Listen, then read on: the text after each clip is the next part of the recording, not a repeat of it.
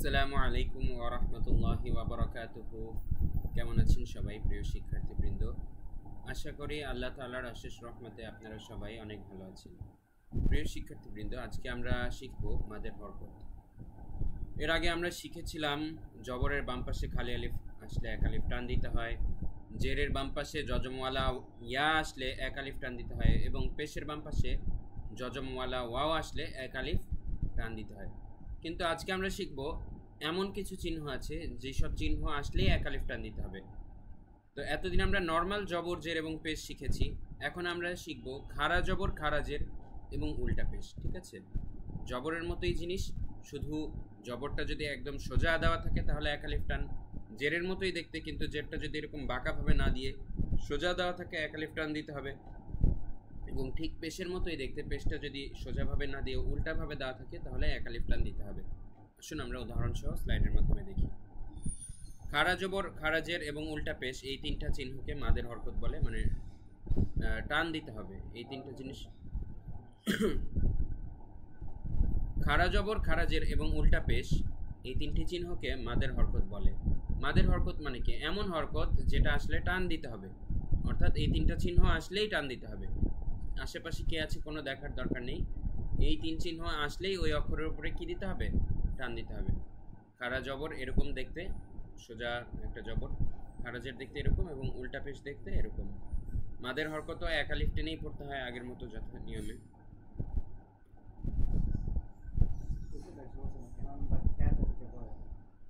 আরেকটা আছে তো এখানে একটা উদাহরণ। প্রিয় শিক্ষার্থীবৃন্দ, আসুন এখন আমরা দেখি এই মাদের হরকতগুলো আসলে কিভাবে আমরা, কোন হরফের উপরে আসলে কিভাবে উচ্চারণটা করতে হবে, টানটা কিভাবে দিতে হবে, আমরা একটু উদাহরণ সহ দেখি।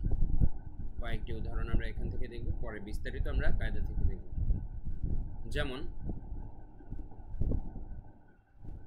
সবার প্রথমে আমরা যেটা দেখতে পাচ্ছি, কাফের উপরে এখানে খাড়া জবর আছে, কাফ খাড়া জবর। সবার প্রথমে আমরা এখানে দেখতে পাচ্ছি কাফের উপরে খাড়া জবর আছে, তাই এখানে কেমন হবে? কাফ খাড়া জবর কা, এটা হবে কেমন? হামজা খাড়া জবর আ, এটা কেমন হবে? হামজা খাড়া জের ই, এটা কেমন হবে? হা উল্টা পেশ হু, ওয়াও উল্টা পেশ উ, ইয়া খাড়া জের ই। আশা করি আপনারা বুঝতে পেরেছেন। সবাইকে ধন্যবাদ। আমরা পরবর্তীতে কাদের থেকে দেখব।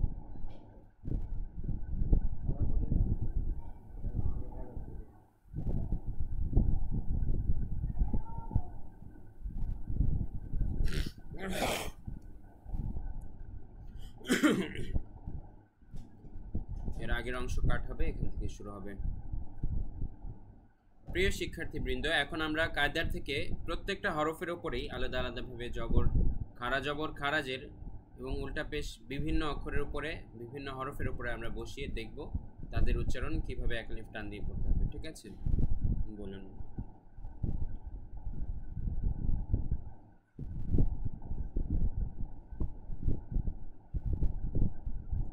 এটা আপনারা বলতে পারবেন? একটু আগেই বলে দিয়েছিলাম আমি স্লাইডের সময়।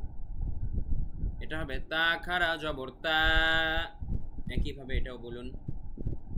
3 সেকেন্ড সময় দিচ্ছি। এবারে এটি বলুন, সা খাড়া জবর সা, এটার উচ্চারণটা এমন হবে। আপনি যদি আমার মতোই বলে থাকেন আপনার উত্তরটা সঠিক। প্রত্যেকটা আপনি নিজে ট্রাই করুন। এটা কেমন হবে বলুন? 3 সেকেন্ড সময় নিয়ে বলুন, তারপর আমি উত্তর বলে দিচ্ছি। জিম খাড়া জবর যা, এটা বলুন। দাল খাড়া জবর দা, এটা বলুন। জাল খাড়া জবর দা, এটা বলুন। ঝা খাড়া জবর ঝা, এটা বলুন। সিন খাড়া জবর সা, এটা বলুন। শিন খাড়া জবর শা, এটা বলুন। সাদ খাড়া জবর স, এটা বলুন। দাদ খাড়া জবর দ, এটা বলুন। ত খাড়া জবর ত, এটা বলুন। জ খাড়া জবর জ, এটা বলুন। ফা খারা জবর ফা, এটা বলুন। কফ খারা জবর ক, এটা বলুন। কাফ খারা জবর কা, এটা বলুন। হামজা খারা জবর আ, এটা বলুন। লাম খারা জবর লা, এবং লাস্ট জবর খারা জবরের ব্যবহার। হা খারা জবর হা, খারাজের এগুলোতেই ব্যবহার হয়, এখানে যে কয়টা দেওয়া আছে এটা বলুন কি হবে, কেমন হবে। ইয়া খারাজের ই, র খারাজের রি, এটা বলুন। মিম খারাজের মি, এটা বলুন।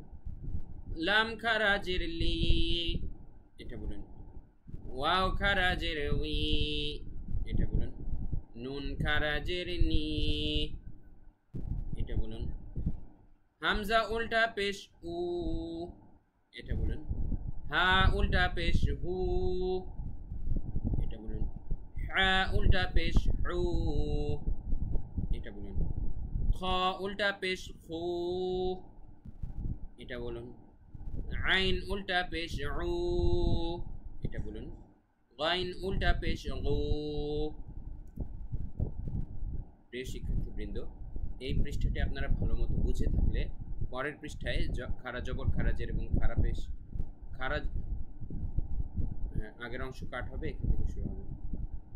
প্রিয় শিক্ষার্থীবৃন্দ, এই পাঠটি আপনারা ভালো করে বুঝে থাকলে পরের পাঠে আপনারা খারা জবর খারাজের এবং উল্টা পেশের ব্যবহার সহ কীভাবে শব্দ গঠন এবং বানান করতে হয় সেটা খুব সহজেই শিখতে পারবেন। তাই এই পাঠটি ভালোভাবে শিখে তারপরে সামনের পাঠ আপনাদেরকে, এই পাঠটি ভালোভাবে শিখে তারপরে সামনের পাঠে আপনাদেরকে যাওয়ার অনুরোধ জানাচ্ছি।